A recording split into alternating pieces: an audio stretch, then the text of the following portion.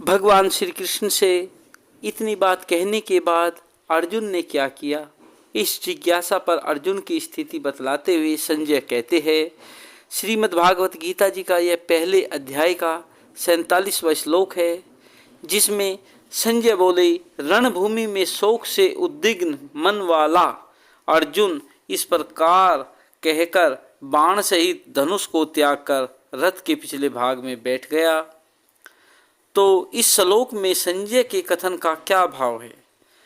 तो संजय कह रहे हैं कि विषाद मगन अर्जुन ने भगवान से इतनी बातें कहकर बाण सहित गांडीव धनुष को उतार कर नीचे रख दिया और रथ के पिछले भाग में चुपचाप बैठकर वे नाना प्रकार की चिंताओं में डूब गए।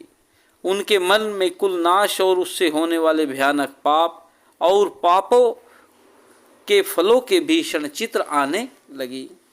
उनके मुखमंडल पर विषाद छा गया और नेत्र शोकाकुल हो गए। प्रत्येक अध्याय की समाप्ति पर जो उपयुक्त पुष्पिका दी गई है, इसमें श्रीमद् भागवत गीता का महात्म्य और प्रभाव ही प्रकट किया गया है। ओम तत्सत भगवान के पवित्र नाम है। स्वयं भगवान के द्वारा गाई जाने के कारण इसका नाम श्रीमद् भागवत गीता है। इसमें उपनिषद का सार तत्व संग्रहित है और यह स्वयं भी उपनिषद है।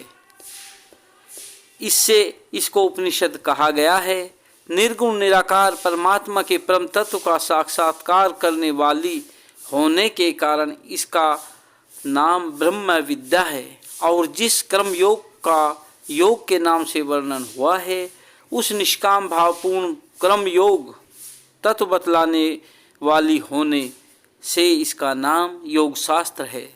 यह साक्षात परम पुरुष भगवान श्री कृष्ण और भक्तवर अर्जुन का संवाद है और इसके प्रत्येक अध्याय में परमात्मा को प्राप्त करने वाले योग का वर्णन है। इसी से इसके लिए श्री कृष्ण अर्जुन संवादे योगो नाम कहा गया है।